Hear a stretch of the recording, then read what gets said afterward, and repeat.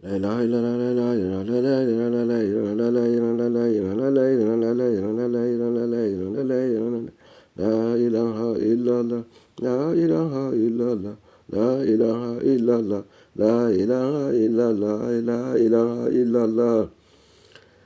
اللهم صل على سيدنا محمد الفاتح لما أغلق والخاتم لما سبق ناصر الحق بالحق والهادي إلى صراطك المستقيم وعلى آله حق قدره ومقدار عظيم. الحمد لله ثم الحمد لله. Nous rendons grâce à Dieu, l'éternel Dieu des armées, qui nous a donné ce grand jour, lundi 10 février 2025. Voilà, et qu'on voudrait faire une petite intervention, voilà, sur l'actualité, la guerre entre l'Israël et le Hamas, comme on peut le dire.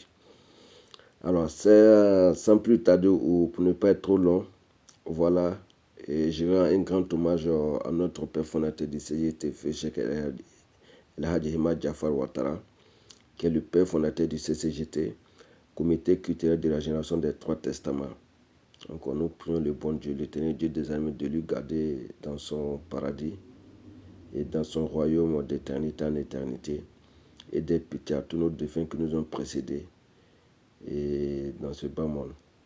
Et de nous donner, nous qui sommes en vie, une très longue vie, santé, prospérité et tout. Et que Dieu nous donne toujours la sagesse, voilà, pour pouvoir divulguer toujours ses paroles saintes. Donc, votre frère, serviteur du CCGT, voilà, Ibrahim Bikenga, ou d'autres appellent IB, qui voudrait se prononcer un peu sur l'affaire Palestine-Israël.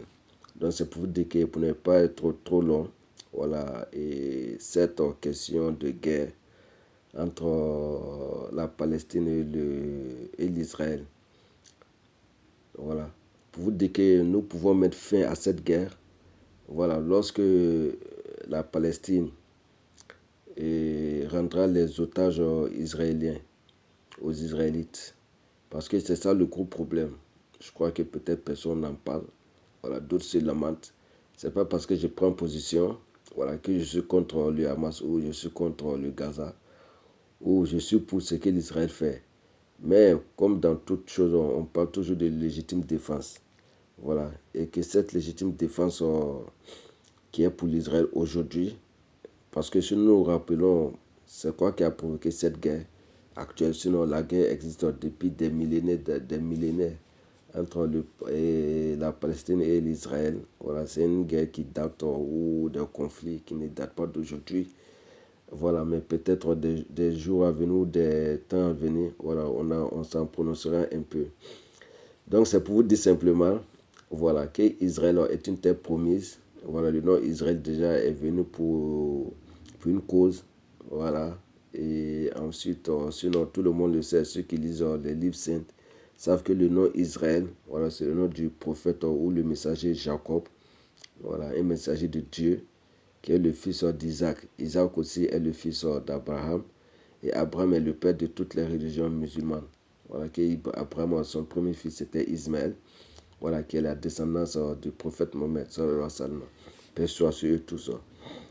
Donc, on a vu le 14 ou le 14 octobre 2023, si ma mémoire est bonne, voilà, que les Hamassiens, on peut les appeler ainsi, ou les Palestiniens, ou voilà, l'armée de la bande de Gaza, voilà, ils ont fait une attaque à Tel Aviv qui n'a pas été cachée par personne. Et après cette attaque, ils ont fait plus de 1300 morts. Et en plus, presque 200 otages israéliens. Et jusqu'à aujourd'hui, on voit les cessez-le-feu qu'ils accordent souvent. Voilà, et dans ces cessez-le-feu, bon, dans mes recherches, j'ai vu que l'Israël a pu libérer 33 ou 88 prisonniers d'otages et qu'ils ont libéré plus de 2000 prisonniers palestiniens. Mais vous voyez que déjà il y a un problème. Donc c'est pour vous dire que tout ce qui se passe aujourd'hui, voilà, c'était déjà prophétisé par les prophètes ou les messagers de Dieu. Et que si nous rentrons dans ce livre saint qui est la Bible, voilà, la Bible dans le livre de Jérémie, Jérémie qui était un grand prophète, voilà, on voit dans Jérémie 47, on prend verset 1 seulement et on voit la prophétie. On dit quoi? Prophétie contre les Philistins. puisque même en arabe, on appelle ça Philistine, voilà, autant qu'aujourd'hui, il est à Palestine. Il dit, la parole de l'Éternel fut adressée à Jérémie, le prophète, sur les Philistins, avant que Pharaon frappât Gaza. Donc vous voyez que le nom de Gaza est là, pas aujourd'hui, mais depuis des siècles, depuis des millénaires. Voilà, le nom de Gaza existe. Voilà, mais Jérémie est un prophète israélite au temps, voilà, qui est un messager de Dieu. Et c'est lui qui va faire la prophétie, mais venant de Dieu. Donc, il dit quoi? Ainsi par l'Éternel, voici les eaux s'élèvent du septentrion. Elles sont comme un torrent qui déborde. Elles inondent le pays et ce qu'il contient.